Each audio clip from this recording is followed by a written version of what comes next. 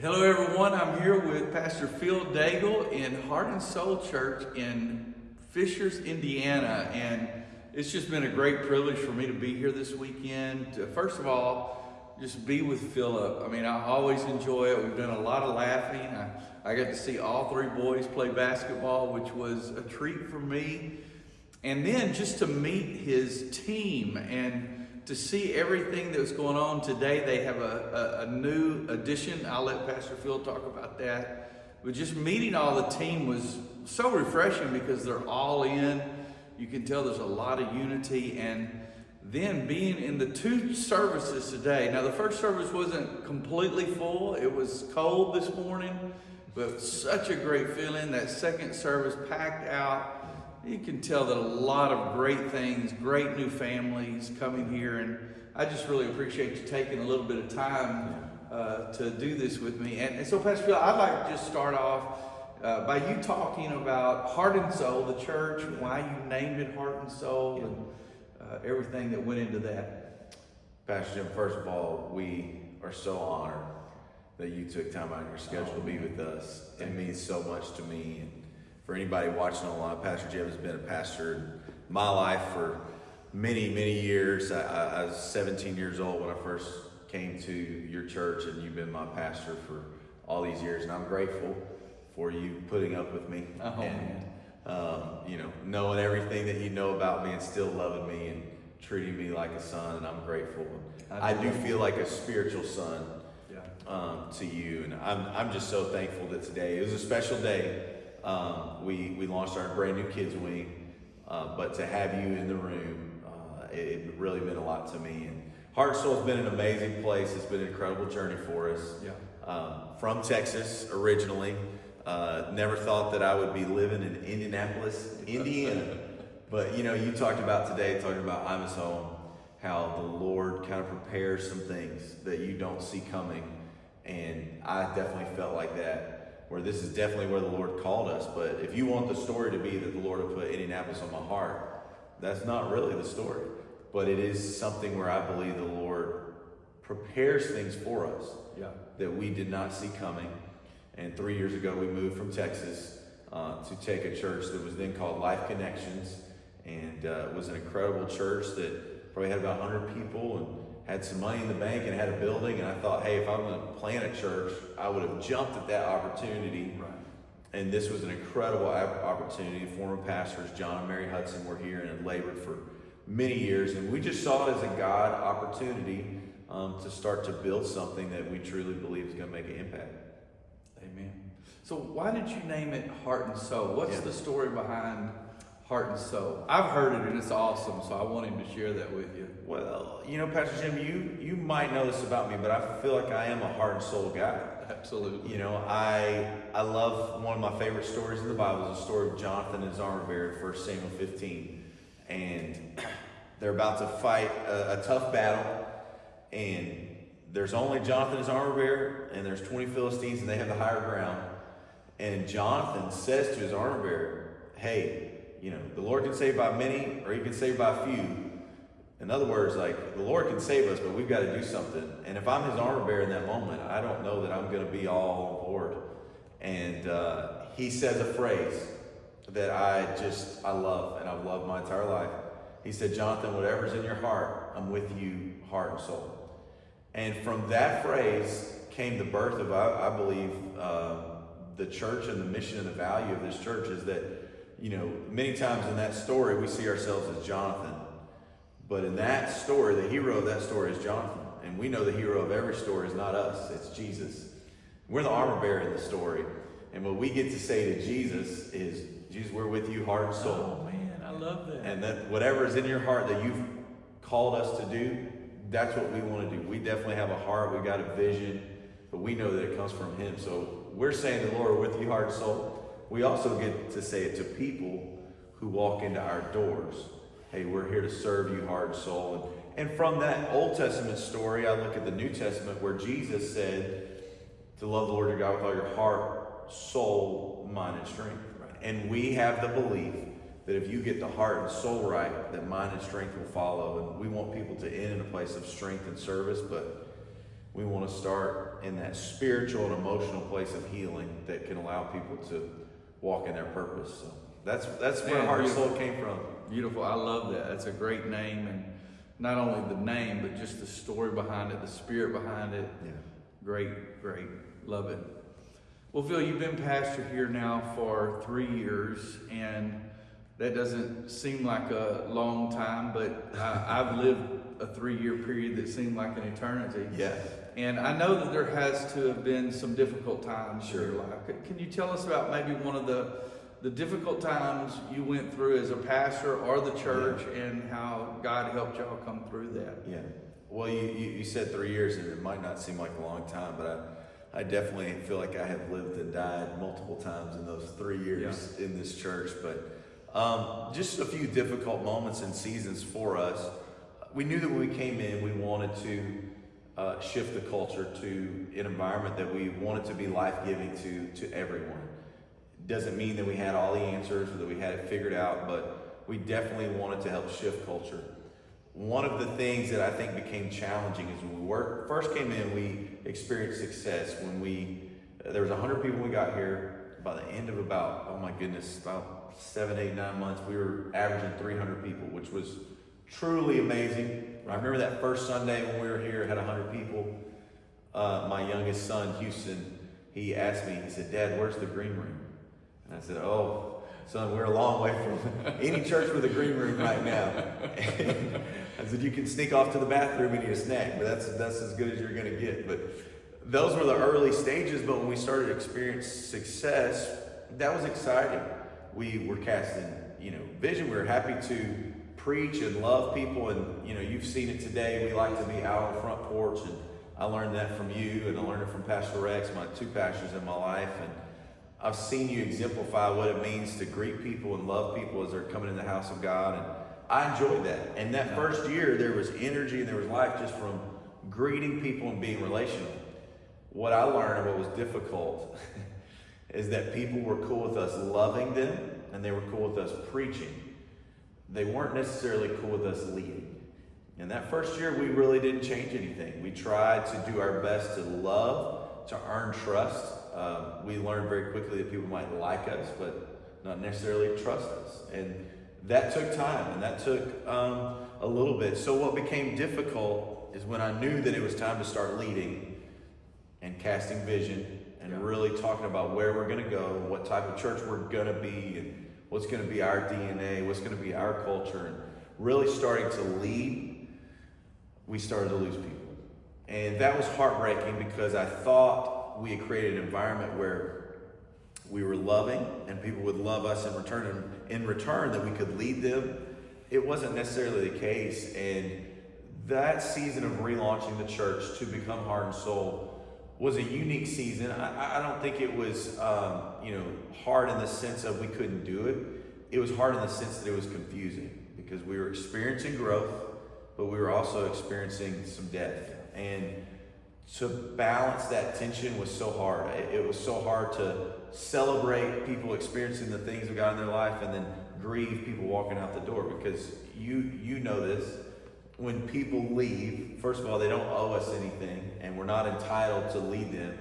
But you do have relationships with people that become people that you start to love, and you want to be a part of their life. They're in your life, and it's almost like getting broken up with. And I don't like being broken up with. In fact, my wife broke up with me, and I said out of spite, "I'm going to marry you. You will never break up with me again." So I never dealt well with rejection, and I think that that's part of the learning curve of leading people, is that rejection is a part of setting the tone and the culture. As we became more clear in our vision, it brought division in some ways, because it definitely repelled some people that I thought were going to be a part of it, but it also began to draw some people that actually I did not see coming. And it's been so beautiful to experience the life part of that, but we had to go through the season of setting that. Absolutely. That is always a difficult thing for a pastor, to see people make choices to leave when you feel like they're with you, and then all of a sudden they feel a shift. And God bless them. I hope they find good churches. But Absolutely. it is a painful thing. Yeah. I imagine most pastors have gone through it at one time or another. Well, go ahead. I just thought I would be the one pastor nobody would leave. Well, I think most pastors feel that way, but the reality is a little different. That's right. That's right. Well, enough about the difficult times. Tell Yeah. us about, a big victory. I mean, I was here today when they opened up their brand new kids wing, and it Yeah. was definitely a victory. I don't know if you want to talk about that. Absolutely. Go ahead. Oh my goodness, there's been so many victories along the way, and I do need to document some of these things a little bit more. And I'm glad that you're interviewing me because in my mind, I don't know where to start. Yeah. But the Lord has provided so much in such beautiful ways. When we got here, there was no kids wing, and they really didn't have a lobby. It was kind of just basically a drop-off area in a little space that you could walk into the auditorium. And we knew that we had to build a lobby and a kids wing. And I remember sitting down with the architect saying, hey, we cannot spend over $1.5 million. Yeah. He said, absolutely, we got you. So we sit down and we get our first bid back, and it's $3.5 million. I said, we're $2 million off. Well, we went back to the drawing table. We settled in on a place, and we didn't have the money. We never really had the money to do what we knew we had to do, but to serve this community, to serve families, we knew we had to take a first step that you talked about in service today. And we took that first step in faith, and today is a victory. It is such an incredible victory to be standing here knowing where our kids wing is open. We're standing here in the lobby. What a beautiful journey of God's provision that has been needed. We got to the end of this. We needed to raise $500,000 at the end of the year. So we got down to, we're like 2 weeks away from, we have to turn this money in. Did not know how it was going to happen. The Lord generously provided through the generosity of people. Yeah. We raised all the money that was needed. I still am just blown away, and I'm standing here looking at that kids wing saying, thank you, Jesus. On top of in the middle of all of that, the church has been growing. We've experienced life. People are going through freedom. They're taking next steps. It's been so amazing to watch people get on a team and get involved and serve and be at the team huddle. But we knew that this was just a first step for the church. And as we were building our kids' wing, trying to raise all the money, we were approached by a nursing home that's next to us, and there's 13 acres between us in the heart of Fishers, in the heart of Hamilton County, where there is no land available. And if there is land, it's crazy expensive.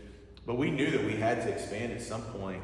And I'm so thankful today to know that we've just signed a letter of intent to purchase this 13 acres, and I'm not going to say it on camera, but for an unbelievable amount of money. Yeah. And I'm just standing here today saying, hey, we don't have the money, but as the Lord continues to provide opportunities, we're going to do our best to take the land. I think about the Old Testament and the Israelites, and the Lord told them, hey, the land is yours. Now go possess the land. Right. And it feels like the Lord has opened the door for us in many ways. And we receive the promise that the land is ours, but we also know that there's work required to possess the land. They had to go and fight the battles, but the land was theirs. They had to go in and they had to take it. Yeah. But it involved, it's the confidence of knowing the Lord's with us, but we also have to partner with Him in possessing that. And so it's been an unbelievable journey, Pastor Jim, and I'm so grateful you've been a part of it with us. I'm thankful. I was here for the installation service 3 years ago, and look, the building was nice. It was very functional. Oh, we're grateful for it. But wow, it was it kind of locked it up because there was no kid space, no entryway, no place to gather. Yeah. And man, what a change in 3 years! Yes. And then what a change in the people. Just being here today, it was just beautiful seeing all the families, all of the strong men come in. Yeah. And one of the things I commented to Pastor Phil and Pastor Annie about was it was just such a feeling of joy, and I was so thankful for that. So thankful to see what God is doing here. Well, that's important to me that you say that, Pastor Jim, because we definitely have fought for joy. But I've also had good men in my life that have probably taught me some lessons. I think as you were talking, I think about our installation service, and I was pointing out to my former youth pastor, your staff member, Danny Rivers, Pastor Danny Rivers, amazing man, amazing pastor. And I wouldn't say I was complaining, but I was pointing out some of the shortfalls as pastors do. Yeah. You know, we always, you were here today, I said, oh, there's so many people out of town. Or, we like to point out, you know, some of the things that we wish were better. And I was telling Pastor Danny, I said, man, you know, we're going to try to do this. We don't have this and we don't have this. He said, hey, chill out. He said, I was in a gym for 10 years. Yeah. You got to be thankful for what you have. And that was a great perspective from men like that it's such a unique place of being thankful for what you have, but yet striving to build more. It's, you know, Paul said, whatever state you find yourself in, be content. Yeah. But I think that you can be content, but not satisfied. Yeah. And I think that that's a tension to live in. And were we grateful for this building we got here? Absolutely. There's people that were here before us that have built this, and I'm thankful for that. But I'm also thankful for the opportunity to build on to that. Absolutely. Always build on. Always add. I agree completely. Well, I see today all of the new families, all the new groups. Tell us one of the ministries that you really feel like is working for you. Yeah. Well, I would say when it comes to the idea behind Heart and Soul, I've grown up around church. I've seen a lot of church. I've been in many types of churches. My dad pastored a small storefront church. And of course, we came to Life Church when you were there, just a larger, bigger church. And I've seen a lot of styles of churches, and I think it speaks to the DNA and the culture that we wanted to have. We want it to be a highly relational place. And I think in today's Christian world, again, I say this from a place of not having all the answers, just from a place of how do we want to do ministry, what's our DNA. It seems like people buy into the false dichotomy of if we're going to grow, then we can't be as relational. Or if we are going to be relational, we don't care about growth. And I don't think that's the choice that you have to make. I choose to create an environment of growth and a life-giving place where we are taking ground for the kingdom. We're building buildings. We're allowing people to take next steps in their life, but also be a heart and soul person. And also be deeply connected. So what is it for us that's working? I think we have tried our best to create an environment where there's many, many touch points for people. For me on a Sunday, it's low-hanging fruit to be standing on the front porch, greeting people and talking to people. And how do we get to everyone? Well, as the church continues to grow, I hope that in 5 years, people don't look at us and say, well, they were great at 500, but now it's hard to talk to anybody. I want to create an environment where every person feels like they can have a home and find a place. What I believe truly is working for us is that from me and my wife is much better at this than I am. She doesn't ever have a bad day. Sundays, she's crushing it. And I might have a bad day. Some things are off and she'll tell me, people can see your face. They can see your face. So I think it's one of those things where we've tried to be intentional about being relational and relational to everyone. We don't get to pick who comes to our church. That's what I think sometimes people that are shopping for a church or looking around, you know, they would never say they're shopping, but we know they're looking, they're checking it out. They would never say that we pick the people that come, because we don't. Yeah. But we do have a responsibility to serve whoever would walk through those doors. So to me, what I feel like is working is that we're making deep connections. And I think in the modern church environment, I think it's important. I think it's what people are ultimately looking for. They're looking for a place that they know that you're excellent. They know that there is some movement forward, but they also know that you have the heart of a pastor, the heart of a shepherd that is doing our best to create an environment. We're not building an enterprise and a business. We're building a church that has a business side. And I think those are sometimes two different things, and our heart is for people. So what I think is working is we're making relational connections while we're growing. And I saw that today. First of all, I stood on the porch with you, and several first-time guests came in, and their comment was, well, my friend told me about it. They go here. I've got friends here. Yeah. And it just was really a sign of momentum to me that actually the people in the church are inviting their friends. Yes.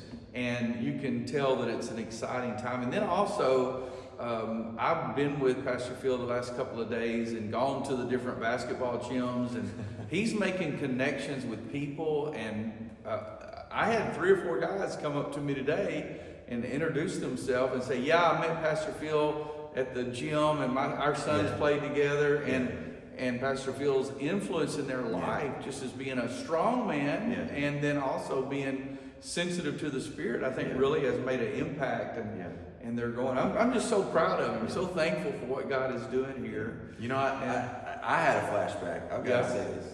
I had a flashback standing out there with you. Yeah. Because that's not the first time that we got to stand out there together and greet people. And we did that for 5 years. Right. And I got to stand alongside you. And it meant a lot to me to do that again today in a very different place. Yes. And, you know, when it goes to what goes on in the public, you know, we were raised in an environment that was a bubble. Right.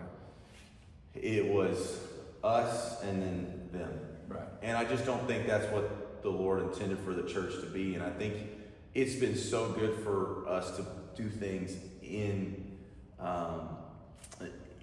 I don't want to say the world, but in the public. In the public. Yeah. I make sure that I go to a public gym where I can work out with people and talk to them. I make sure that my boys are in a public space where instead of trying to insulate ourselves from the world, maybe we're called to be a light in a dark place, and through that maybe we can reach some people that are hurting and broken. But I thoroughly enjoyed that's awesome, you being here with us. Glad to be here. Yes, I just want to wrap up with a final question. I'd like for you to just talk for a few minutes about what's your vision for Heart and Soul. What do you see coming in the next 5-10 years? You know, that's a good question. Somebody asked me that today about this land that we're purchasing. I said, I'll let you know in a little bit. I think it's unfolding as we go. I really have a vision for what I feel like the Lord's calling us to do. Right now, it's the next step. Yeah. But I do see us taking ground with this land. I do see us building a bigger building where we can reach more people. But that ultimately is not necessarily a vision. That feels like a next step in the journey. I say this, I want to say it humbly and kindly, but I do feel like the Lord has called us to create an environment where people can see that you can grow large and have a great impact and still stay humble and kind and have a servant's heart. And I think, to me, that's ultimately the greatest vision that I have for this area and this community, is that we can show people that, hey, we are growing. But I want to push back against the idea that growth comes with pride. Absolutely. Can I break some of those molds that we see? That narrative. Absolutely. And I think that's really, it's our heart to grow. It's a vision to grow. We want to reach people. It's because we want to reach people, not because we want to grow. Yeah. And I think you can serve the God of growth, or you can serve God who brings growth. Yeah. And that ultimately, I want to serve God who brings growth in our life. Paul waters, or Paul plants and Paul waters, but God gives the increase. If we serve God who gives the increase, I don't have to serve the God of increase. Yeah. And ultimately, that God will never be satisfied. The God of growth, there's never enough growth. Right. But at some point along the way, as we continue to serve Him, I want to get to the end of this, Pastor Jim. Here's my vision. That I get to the end of all this, and my wife loves me, and my kids love me, and I want to hear, well done, thou good and faithful servant. That's it. What does that look like in the end? I think it's unfolding, but I know that that's ultimately my heart. Because if I did all that, and I've lost my kids or I've lost my wife, it didn't matter. It meant nothing. And I want to make an impact. I truly do. Yeah. But I want to make sure that we do it in a way that when we take that final breath, it's like we did it. We did what the Lord called us to do. So yeah, and beautiful. Well, thank you for being here. Just being with Pastor Phil and seeing how God is using him. And then, oh my goodness, when Annie started singing today, I was sitting on the front row. I just started weeping because for so many years, her voice was so anointed and leading. And I'm just so proud of them, love them so much. And I don't, if you're in the Fishers area, if you're in this part of Indianapolis, Indiana, or wherever in this area, you just owe it to yourself to come and at least see what's happening, at least one Sunday, I think you'll be blessed, and I think it could be a home for you.